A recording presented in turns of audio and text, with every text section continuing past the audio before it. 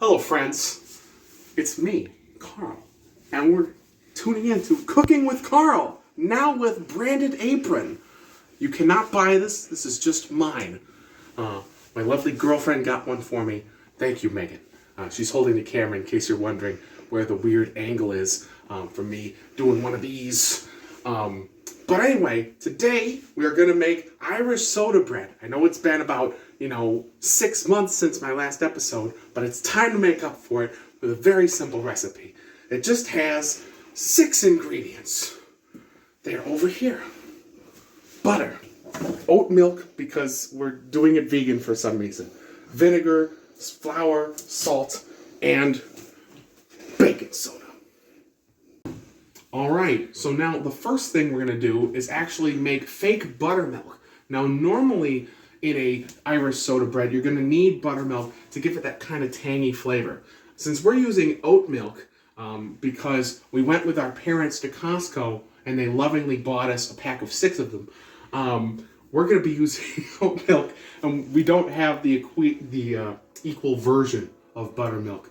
I do believe there is vegan buttermilk, but here's how I was advised by the book, The Joy of Vegan Baking, how to make vegan buttermilk.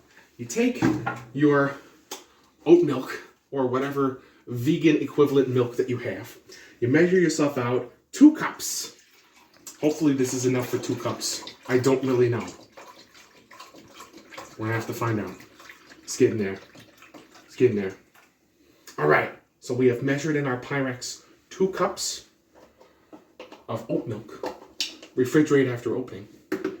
And then we're gonna take vinegar and we're gonna just give it a couple of tablespoons of vinegar. And that is gonna help make quote unquote buttermilk, even though there's no butter and there's no milk. I don't know if there's butter in actual buttermilk either. Next, we're gonna preheat the oven.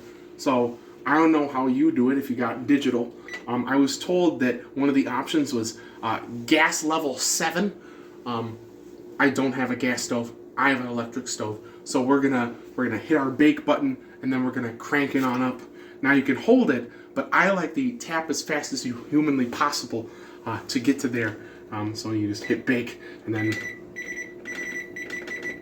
there you go, to 425. So we've got our buttermilk waiting.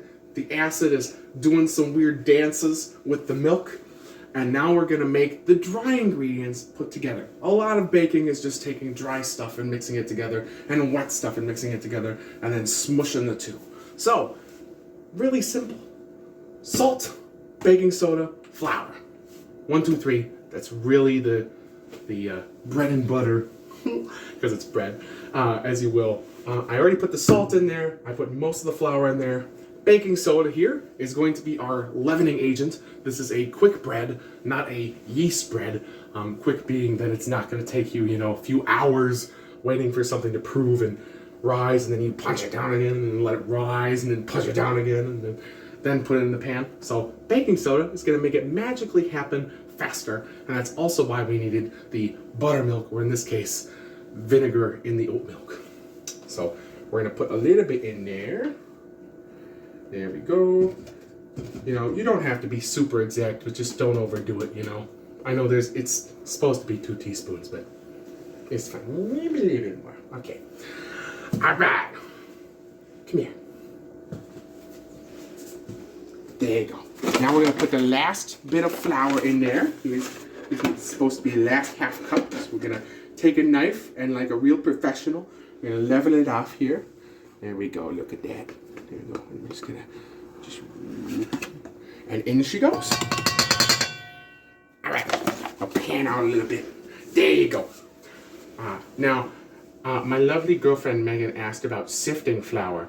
Now, let me just throw out there, I don't know if you sift flour. Put that down in the comments if you're a sifter, if you're a non-sifter. I did not grow up being a sifting flour man, but I've heard it does good things. America's Test Kitchen, they got the little crankety crank thing, and you go, with the flour, and then make sure it's got all the air bubbles in there. But for my purposes, I'm gonna mix it with my stand mixer instead. So we'll check back in with you when we're done with that. All right, so now we have put the wet in the dry. We've mixed it all together. As you can see by my Pyrex of implements, I have had to additionally use a fork as well as a spatula. In this case, for whatever reason, it looks like I'm getting a bunch of little clumps. So I went in with a fork to break up the clumps. And now I'm thinking that it's actually bubbles, and I shouldn't have done that in the first place. But we're going to see how this bread turns out. Now, the recipe says that we got to use a cake pan. I don't know why, because it's bread.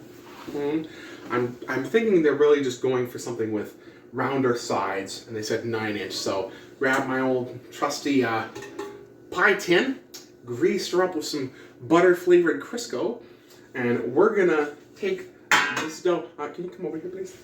This dough, look at that. Doesn't that look like a bread dough? Beautiful. Beautiful. We're going to take this dough, put this in this pan. We're going to take this pan and put it in this oven that has been preheated to 425 degrees. You can tell because the oven light is on, but the preheat light is not on. So we'll check back in with you when we're done cooking. Hopefully it turns out good, and you'll see the finished product. All right. Just kidding about seeing the finished product first.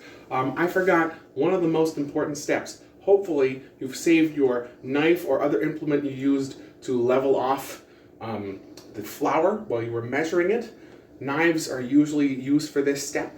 For the artistic glamour portion, you're going to take your knife and you're going to cut yourself a little X or cross if you prefer. If you're religious, I don't know. Maybe you're not.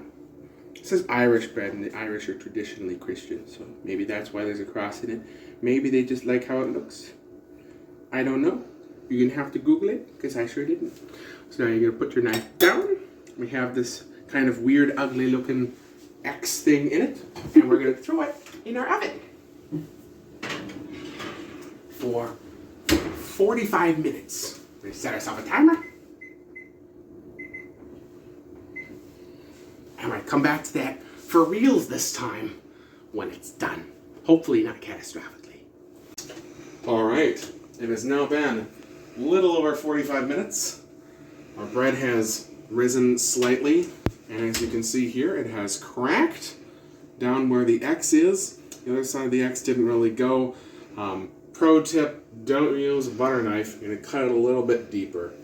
It has crisped up around the edges, and it is cooked all the way through. Clean with your knife.